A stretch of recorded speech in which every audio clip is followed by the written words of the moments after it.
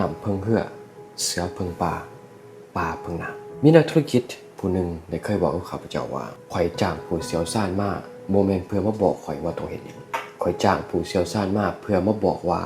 ข่อยจะเฮ็ดสิ่งที่ข่อยอยากเฮ็ดได้แนวใดให้ทุกคนลองฟังอีกเทื่อนึงแล้วนำไปไต่กรองในปัจจุบันที่เฮามีผู้เชี่ยวชาญหลายรูปแบบมันเป็นบางอย่างที่มีความเสี่ยงที่จะรับฟังและเฮ็ดตามทุกสิ่งทุกอย่างที่เขาแนะนำข้าพเจ้าเองในวิดีโอเหล่านี้ก็พยายามบอกตลอดถึงความสำคัญในการไตร่ตรองข้อคิดที่ข้าพเจ้าเองได้นำมาแบ่งปันเพราะว่าในนามข้าพเจ้าก็บ่รู้ว่าสิ่งที่ท่านพบเจอในปัจจุบันเป็นหยังแต่สิ่งหนึ่งที่ข้าพเจ้าหวังและอยากให้ทุกคนได้รับรู้ก็คือข้าพเจ้าหวังว่าข้อคิดเหล่านี้มันจะช่วยเฮ็ดให้ผู้ใดผู้หนึ่งมีชีวิตที่ดีขึ้นและมันขึ้นกับพวกเฮาเองที่จะนำใส่ที่จะเอาไปไตร่ตรองให้ถึกจุดให้ถึกกับชีวิตเฮาแล้วการที่เข้ามาฟังผู้เชี่ยวชาญนี้ข้าพเจ้าได้นำมาคิดแล้วนักธุรกิจผู้นั้นได้เล่าเรื่องสั้นๆนึงให้ข้าพเจ้าฟังเกี่ยวกับความอันตรายของเฮ็ดตามคำเว้าของผู้เชี่ยวชาญโดยบ่คิดโดยบ่ไตร่ตรองได้เล่าเรื่องตลกหนึ่งเกี่ยวกับตำรวจมือใหม่แล้วก็นักสืบ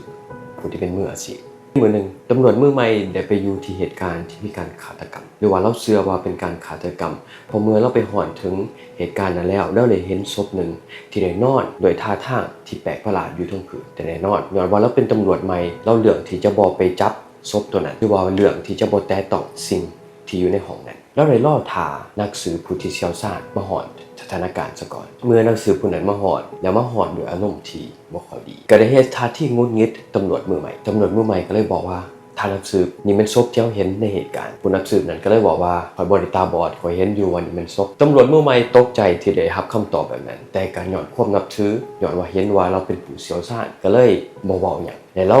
เบิ่งผู้เชี่ยวชาญได้นั่งก้มลงแล้วเบิ่งศพแล้ววิเคราะห์ผ่านไปบ่ฮอด5นาทีแล้วก็เขียนลงไปว่าผู้เกี่ยวเสียชีวิตย้อนหัวใจวายเมื่อตำรวจใหม่เห็นแนวนั้นก็เห็นถึงความเก่งแล้วเห็นถึงความมืออาชีพว่าบ่ได้กวดเบิ่งหยังดนบ่ได้กวดเบิ่งหยังหลายก็สามารถรู้ได้ว่านี่แม่นเสียชีวิตย้อนหัวใจวายแต่ว่าตำรวจมือใหม่ก็ถามว่าถ้าอยากให้เฮาใส่ถุงมือแล้วปีนศพมาเบิ่งอีกด้านนึงบ่นักสืบผู้นั้นก็เลยหาขึ้นมาอีกว่าเจ้าเป็นตำรวจใหม่ข่อยเป็นนักสืบที่มีความเป็นมืออาชีพข่อยเบิ่งข่อยก็รู้แล้วเจ้าบ่ต้องสอนข่อยว่าต้องเฮ็ดแนวใดเมื่อตำรวจมือใหม่ได้ยินแนวนั้นก็จำเป็นต้องได้กัดแขวและก็บ่เว้าหยังแต่สิ่งที่น่าสนใจทุกท่านในเวลาผ่านไปบ่ฮอดจักนาทีเวลาที่เขาย้ายศพผู้เกี่ยวนั้นได้เห็นบางอย่างนั่นก็คือข้างหน้าศพที่นอนลงพื้นได้มีห้อยมีบาดแผลอยู่เทิงหน้าเอิกเรานักสืบเห็นแนวนั้นก็รู้สึกตกใจแล้วก็เลยบอกไปว่าเอ้าถ้าเราถูกฆาตกรรมเป็นอย่างคือบ่มีเลือดตำรวจคนใหม่ก็บอกว่าอาจจะเป็นการฆาตกรรมอยู่บ่อนอื่นและเอาศพมาป่าไว้อยู่บ่อนนี่เป็นเรื่องเล่าตลกหนึ่งแต่ว่าเป็นเรื่องเล่าตัวอย่างหนึ่งที่เฮาสามารถเอามานำคิดแล้วก็มาไตร่ตรองได้อย่ากำลังคิดว่าในเรื่องเล่านี้เฮาเป็นตำรวจมือใหม่ที่ถือข่มเหงแต่อย่าคิดว่าเฮา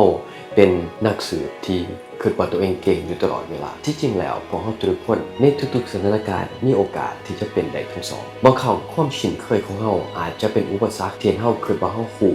ก่อนที่จะไตร่ตรองสิแต่บางครั้งก็ย้อนความคิดว่าเฮาบ่เก่งเฮ็ดให้เฮาบ่กล้าเว้าบ่กล้าติหรือว่าบ่กล้าแนะนำกับเจ้าศักดิ์ชัยแสงรุ่นขอทุกคนมีความสุขแต่สำคัญที่สุดขอทุกคนมีความกล้าที่จะไตร่ตรองคำแนะนำคำชี้นำของผู้เชี่ยวชาญสวัสดี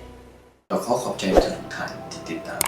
ข้าพเจ้าและทีมงานวิดีโอเหล่านี้ขึ้นมาแม้นมีจุดประสงค์เดียวเพื่อแบ่งปันความรู้และให้คุณค่าในนามทองประธานของบริษัทตักเจริญข้าพเจ้าก็หวังว่ามื้อนึงท่านอาจจะอยากเข้าร่วมที่เสียอาคุในนามนายน้องสำหรับท่านใดที่เป็นเจ้าของธุรกิจเขาหวังว่ามื้อนึงเขาจะมีโอกาสเป็นคู่ค้าเป็นพาร์ทเนอร์หรือว่าเป็นคู่ร่วมทางด้านธุรกิจ